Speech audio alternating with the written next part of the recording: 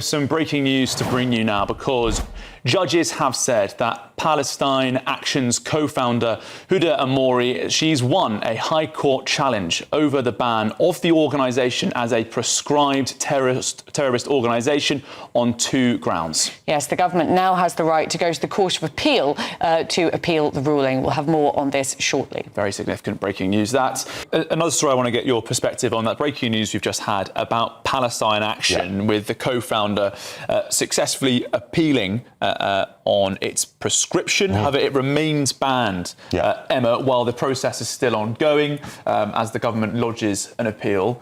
What do you make of this situation? Do you think the government made the right move to prescribe the organisation? Because there was a lot of reporting at the time that actually security services didn't think it was a good idea. I think that they were right. I think that the Palestine Action are a group that, you know, they're not terroristic as such, but they have been. But they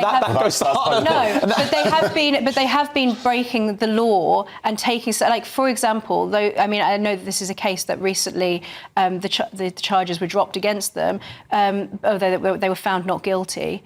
But, you know, there have been cases where people from Palestine Action, I want to be very careful with what I'm saying here, people from Palestine Action have done certain things that many people would look at and say, you know, this is breaking the law. But no one would say it was terrorism. No one sensible would say it was terrorism. If you burgle a property, it doesn't make you a terrorist. If I steal something from a shop, it doesn't make me a terrorist. I suppose, you know, Jonathan, some of the cases that have been tried, where there's no longer any legal debate ongoing, in targeting, you know, military production. So factories. Right. Okay. I mean, I know some of them may be Israeli, but they support the British Armed Forces, or other factories around the country that support our security services. I think destroying sabotaging the state's security. I mean, that is it's not terrorism by any sense that word has been understood for decades. Just putting forward, if you are targeting.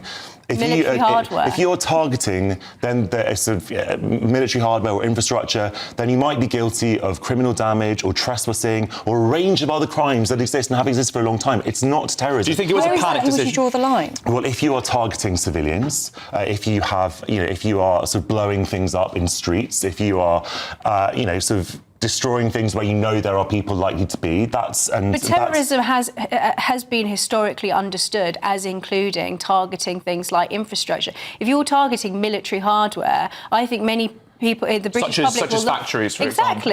People will look at that and say that is terrorism. Breaking into somewhere and smashing a few things up is not the same as blowing something up where there are civilians. I'm sorry, it's just not the same. No, it's not the same, but it doesn't mean that it doesn't warrant a prescription. The fundamental point about this prescription is it's not just banning an organisation, it's banning anyone who even supports that organisation and putting them in jail. It's complete overreach, and anyone who claims to care about free speech should have been completely horrified about this prescription. And do you think that, this is my personal view, is a mistake of that prescription is that it actually attracted more support for the group? It made it... Absolutely. It's ruined a lot of people's lives because, of course, they've now gone out and, potentially broken the law by saying they support it. Teachers, retired doctors... But it's attracted more people to the organisation because of perhaps even the mystique of it becoming a terrorist group. And some people, I mean, they think in this way. It's a shame that they want to go and attach themselves to a group after it becomes more dangerous to do so, as it were. But in a sense, it's sort of given it more prominence. Yeah, it becomes more subversive. It becomes something that's more attractive for people. I understand that, and I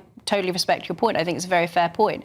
But I do think, you made the point about free speech. Nobody's stopping people from being able to go out and protest and to express their opinion. That's literally what's happening. But if a group, an organisation, organises things like criminal damage, attacks on infrastructure, that kind of thing, then I think the government are within their rights to prescribe an this is exactly what the prescription involved. Someone holding up a magazine cover saying, "I support Palestine Action," was arrested by the police. I don't understand how anyone who claims to support free speech... But prescription means that you can't support the group either. That's what it means. Shabana Mahmood is going to challenge this. There will be an appeal from the government, so we'll have to see where it lands. I do think that's an interesting point, though, that Jonathan's making, Emma. The free speech angle, surely as a really vociferous proponent of free speech, you do see that there is an alarming angle to it. Yeah, but I think that we also have serious concerns about security and so on. I'm not saying that people shouldn't be able to support Palestine, that people shouldn't be able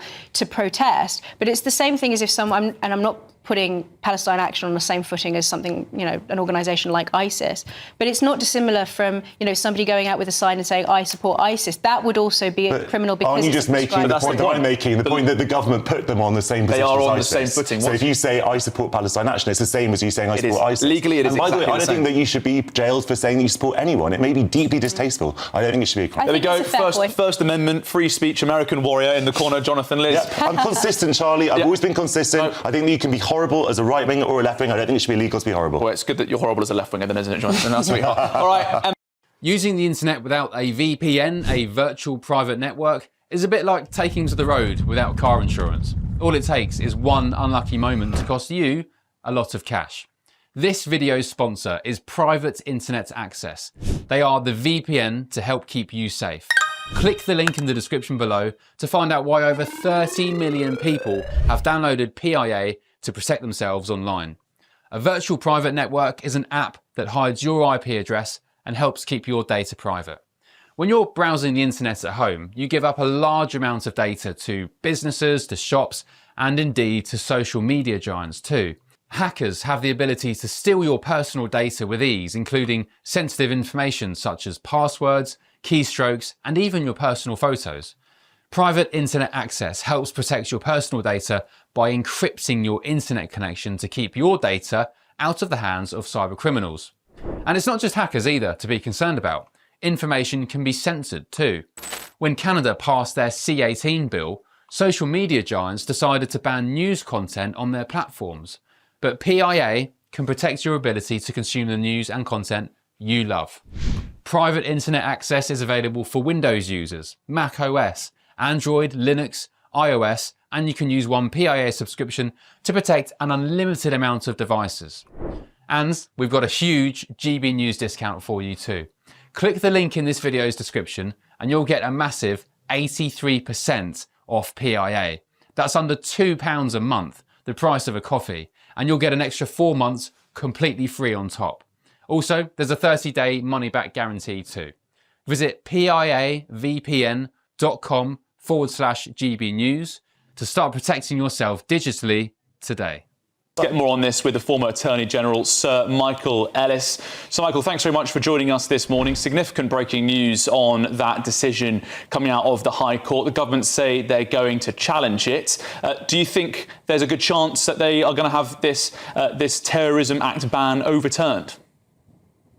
Well, there's a good chance, I think. I mean, first of all, Charlie, I'd say this is an extraordinary ruling. We haven't yet seen the judgment, and we'll need to assess what the High Court has actually said as their rationale for this decision. But since the Terrorism Act was passed in the year 2000, this is the first time since that act was passed in a quarter of a century that a sitting Home Secretary has been overruled by the judiciary in his or her ruling that a group should be proscribed. So this is the first time that we've had judicial interference in this decision. And it is an extraordinary decision, quite frankly, of this court, because not only is it establishing a whole new precedent that interferes with the power of the executive to decide what is and is not suitable for proscription, for banning, but it is now creating a situation. I think Shabana Mahmood will be furious with this. We do already have safeguards in place, Charlie and Olivia, because the Home Office had a special action group that used to assess and has been assessing whether a group should be proscribed or not. That has been a safeguard to prevent, if you like, any suggestion that the Home Secretary acting alone is making a proscription. But frankly, we're getting to a situation now where the executive, the government of this country, are unable to scratch its nose without judicial interference. So this is a real departure from the normal understandings that have been the case for the past 25 years. So I'm not surprised that the Home Secretary has already decided that she's going to appeal this. Next step is the Court of Appeal. How do you think Keir Starmer is feeling about this? Because Keir Starmer is a man who has experience, working in the courts. He was the head of the Crown Prosecution Service. We all imagine that he quite likes the idea of a Britain run by lawyers. But of course, this goes against what his own former Home Secretary put down. So he must be feeling quite conflicted now. I suspect he is quite conflicted. Look, I mean, this lexocracy, as I've called it, this rule by lawyers, is really beginning to cause a disconnect between what I think the British people expect from the government of their country and what the judiciary is providing. Now, we all acknowledge, of course, those of us that have been in the legal system for many years, that the judiciary always has a part to play. But the country has to be run by politicians and not by judges. Politicians have to be able to make decisions, and sometimes those decisions may be right and sometimes they may be wrong, hopefully more often right than wrong. But to have a judge constantly second-guessing every decision that is made is what is defined by judicial overreach, judicial activism. Now, I want to say we haven't yet seen the full judgment. We need to understand what the rationale of the court is here. But talking generally for a moment, this is a departure from standard practice. It is the first time this has happened, the first time that a Home Secretary of any party political colour has had his or her decision overturned in prescribing an organisation.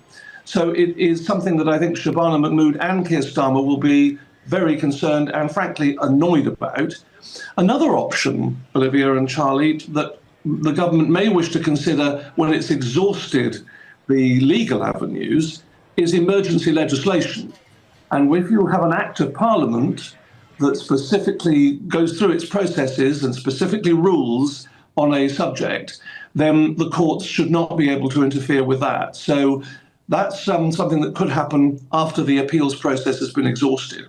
So, Michael, I imagine one of the government's arguments in reaction to this is to basically refer back to our constitution, that this was a parliamentary vote, that the courts should not overrule parliamentary decisions, shouldn't overrule legislation in this manner. I've also got some reaction I can bring you from the Henry Jackson Society, saying it's a serious setback for the Home Office, saying that criminal damage and intimidation should be prosecuted robustly under existing law, and that counter-terror legislation cannot be used as a shortcut. I think that cuts to a lot of the criticism that's been made of this prescription, that perhaps it was a rushed and panicked decision that perhaps didn't meet that threshold set internally by the Home Office.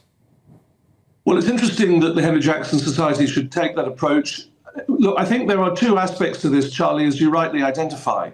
The first is that whatever way you look at it, this is the first time that a court has interfered in a Home Secretary's decision in this way. Now, whether that's justified or not will depend on, no doubt, what the details of the ruling are, what we call the ratio of the ruling is, the ratio decidendi, which basically means the judge's reasoning for why they've done what they've done.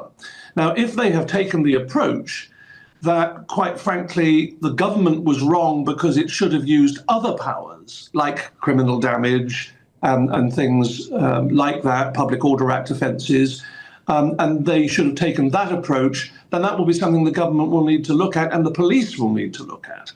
But whatever way you look at it, this is an extraordinary ruling and it will have lasting consequences. What it looks like the court have ordered, however, is that the ban stays in place until such time as the government can have an appeal heard, and that'll be before 3 judges at least at the Court of Appeal in London. And it may well be that the Lady Chief Justice will decide to sit and hear that case. We don't know. But this is clearly having constitutional significance. I think there's 2 aspects of looking at this. There's the criminal justice aspect and there's the constitutional aspect. Because as you rightly identified, Charlie, we've got a parliamentary sovereignty system. Parliament is supreme. The courts are not supreme in this country. In America, the Supreme Court can strike down legislation that has passed through Congress if the Supreme Court feels that it's against their written constitution. In our system, that can't happen. Parliament can pass an act of Parliament that says the moon is made out of cheese, and the courts are not supposed to be able to strike that down. That's called parliamentary sovereignty. Well, thank you very much for joining us and giving us that really, really interesting insight. That's Sir Michael Ellis, the former Attorney General, and hopefully we'll have you back when Shabana Mahmood takes this to the High Court of Appeal.